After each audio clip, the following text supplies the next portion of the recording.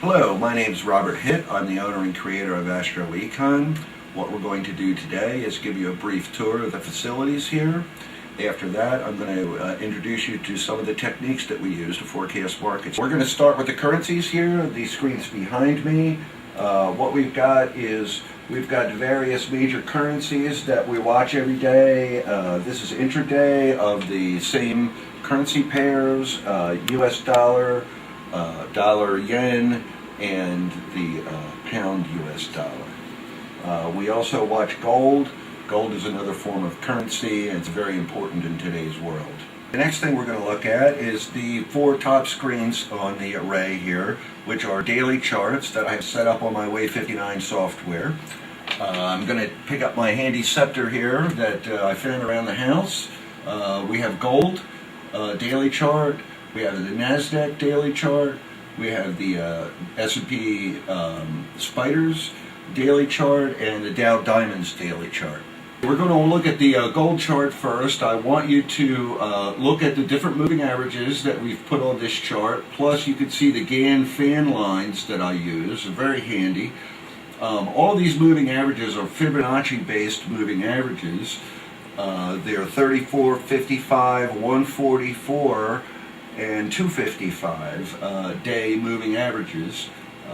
You can also see on this chart that I put some retracement lines in to gauge how deep this correction would be. The second chart we're going to look at is the NASDAQ QQQ. This indice, this ETF, has suffered a tremendous correction since back into late 2007. As you can see, it's still really not very far off of its bottom yet. The third chart we're going to look at is the S&P Spiders. This is based on the S&P 500. As you can see, the correction is slightly different shape than the NASDAQ QQQ. Still very severe correction that this market has suffered.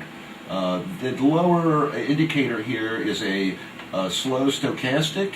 I find it very useful in gauging overbought, oversold conditions. The last daily chart that we're going to look at is the Dow Diamonds. This tracks the Dow Jones Industrial Average. As you can see, the Dow has been conforming rather nicely to the Gann lines. We've got some retracement levels in, and that's what we're watching. We're watching all three of these indices as they're trading on a daily basis to keep the big picture in mind. Next up, we're going to show the intraday charts, which is really what we're all about here, is catching these small moves during the day or over a day or two period of time. Now we're going to start with our intraday charts. This screen right here is my portfolio of futures prices live. This data feed then feeds the rest of my intraday charts. What you're seeing here is the S&P futures contract, the E-mini. Down at the bottom of this chart, you'll see a blue line. This is an astro-harmonic indicator that's generated by the Wave 59 software. The vertical lines on this chart are my intraday astro hits, which you will become familiar with as time goes along. These lines indicate when the planets are moving over the Chicago exchange, and that is one of the key things that I'm doing here as far as my television show is concerned and teaching how to work with that type of information. This chart is an 8-minute bar chart versus the 1 minute we were seeing on the previous two screens. This is a 55-minute bar chart. I like to use Fibonacci numbers on my time sequences. This has got a stochastic at the bottom as well as this does. I like to try and keep bigger time frames in mind so that I don't become too focused on only a 1 minute chart. The last two charts are the NASDAQ future contract and the Dow Jones future contract. I like to watch these two. I don't trade them, but I like to watch patterning, relative strength versus the S&P. It's one reason why I keep them right there in front of me. What I also look at while trading is the astro clocks. This one happens to be Chicago. That's the favorite location that I use. I also have my own chart up. I'm aware of where the planets are regarding what my own personal chart is. And then over here is the New York real-time astro clock.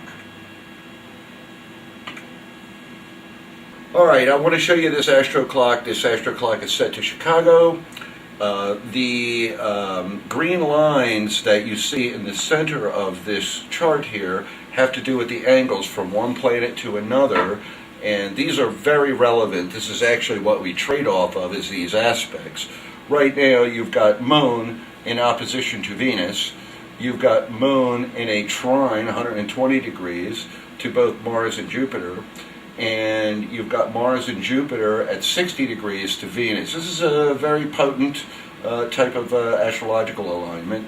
The dots that you see across here are actually the separating aspect of this big Saturn-Uranus opposition that's been vexing this market now since last year. The Moon has to do with the public's mood. Venus has to do with the perceived sense of value. When you have Moon and Venus in a stress aspect, generally this translates into fairly substantial moves in currencies. That's one of the things that we would expect to be happening today. We can put this chart into motion on a daily basis. I have the ability, using my animation feature on this, to actually click through and see what tomorrow and the next day and the next day is going to bring. And as you can see, the aspects change as time goes on, and the different energies that you have change every day. And that's one of the reasons why the mood in the markets changes, and the issues that they're concentrating on changes. So we go out in time, and I can look at a future date and go, oh, you know, everybody's not going to be in a good mood that day, or, oh, they're going to be too optimistic that day. And that makes a big difference in how we're going to trade that day, is what are we anticipating the issue for the day is going to be. And I want to explain something first of all. This line right here is the horizon. East and west. That's east, that's west. Yeah, I know it's backwards. That's okay. East and west. This is straight up in the sky, up where the sun is when it's at noon. This is straight down below where the sun is at midnight. So if we put this into motion for 1 hour at a time, we can see that the sun sets. What we're looking at here is an actual representation of what the sky is at Chicago. We're looking at Chicago because that's where the futures are traded.